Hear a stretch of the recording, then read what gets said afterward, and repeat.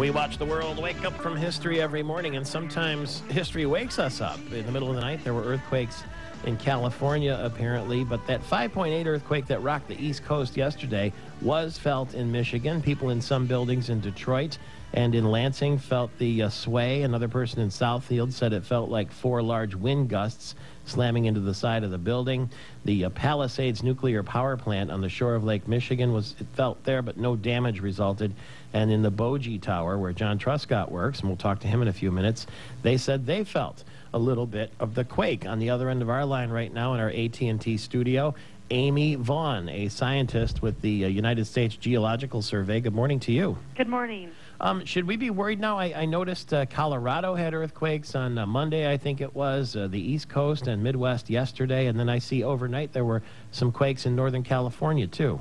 That is correct. And to say should we be worried, I guess it's not any different than any normal day, really, and the only thing different about today is in these areas, there's more possibility and probability of having aftershocks, which typically are smaller than the main events, but that's not always the case.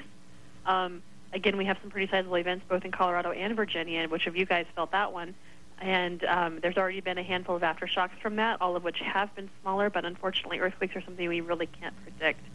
In other places in the world, this is a little bit unique, I think, to the United States to have these significant events all in kind of a span of 2 days, basically. Yeah. But elsewhere in the world, you can have a series of magnitude 5-point earthquakes in their country, and that's just normal, like maybe Indonesia or something, the Ring of Fire. Does it mean anything then? I guess not. I mean, it is unusual, 5.8, Virginia. But does that mean anything?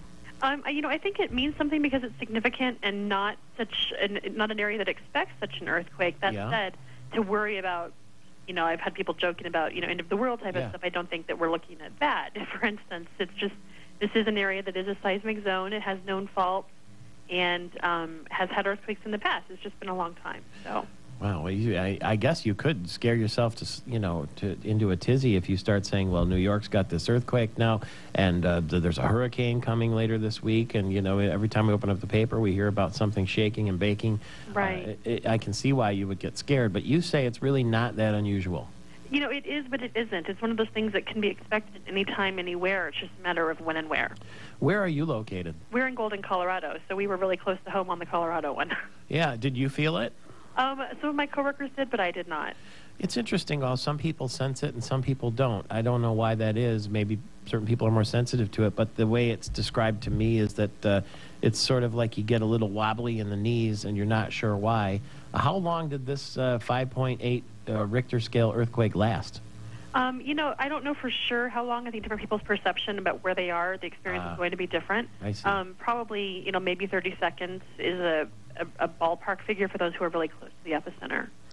Does the fact that I know they mentioned it was felt in Atlanta as well, but it seems like the Midwest, Cleveland, Chicago, Detroit, had more reports of people feeling it.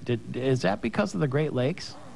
I think that there are some possibilities of that where there's a lot of water, be it in riverbeds or, where there's a lake that has lakes that have saturated the water. It is easier for earthquake waves, seismic waves to travel through that type of sediment more easily. And in the eastern United States, east of the Rockies, you can feel, if you had, say, a 5.8 in California versus a 5.8 in Virginia, it can be felt over an area 10 times as large in the eastern United States than in California, for instance. Huh. Yeah. Certainly all of northern Georgia did seem to feel this. Just looking at some of the felt reports we've had coming in from everyone, first of all, to me, I think this is a record number of reports. We've had over 121,000 reports already of people who felt it. And if you were in the eastern time zone or very near the eastern time zone, I think that you probably felt this earthquake. Would there have been any noticeable impact on any of the Great Lakes? For instance, there wouldn't be a tsunami caused by an earthquake on Lake Erie, would they, or Ontario? No, tsunamis are something that's a different phenomena. Basically, for instance, if you look at what happened in Japan and Sumatra, you do have a similar mechanism. There's different types of faulting that can occur. And what happened here is what we call a thrust or reverse fault. And that's where one piece of the fault lifts up over the other one. And because of that, if it happens on land, it's, potentially, more noticeable if it's shallow, for instance, like this was.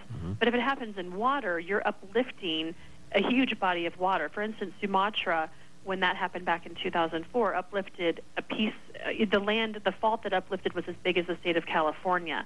So you can imagine the water that was displaced and why that tsunami was then so devastating. And in Japan, I don't think that it was quite, I don't think we have the exact numbers on how big the uplift was, but it was significant enough that it created the vast tsunami that affected Japan as badly as that did by the same mechanism. So it has to happen in water, first of all, and also it has to be usually a certain minimum threshold magnitude, which is usually in the 7s or greater, and we're not the tsunami center, so we're not the experts, but we know enough that this is not something that's going to create a tsunami. However, one thing that can occur is a phenomenon called seiche, and that's basically a huge, like people see it in swimming pools a lot when they're around earthquakes, and that's where like the water will just kind of jolt itself out of a pool, for instance, and that can happen on lakes more than anything like a tsunami. Wow, interesting. And real quickly, I know that the difference between a 5.0 earthquake on the Richter scale and a 7.0 is not 2 points. In other words, it doesn't work out that way. The higher you get... No, it's exponential and logarithmic, so it's definitely not, it's, hundreds of orders and thousands of orders of magnitude different. Yeah. Thank you very much for being available this morning. We sure appreciate it. You live in Golden, Colorado, did you say? Yes. Isn't that where Coors beer comes from? Yes. Congratulations to you. Thanks. It's a nice place to live. How about a tsunami of Coors Light? That would be pretty good. Amy Vaughn, all the best to you. Stay safe. Thank you. You too. 25 minutes after the hour, Michael Patrick Shiels. It's not the end of the world, according to Amy Vaughn, a seismologist. It's Michael Patrick Shiels.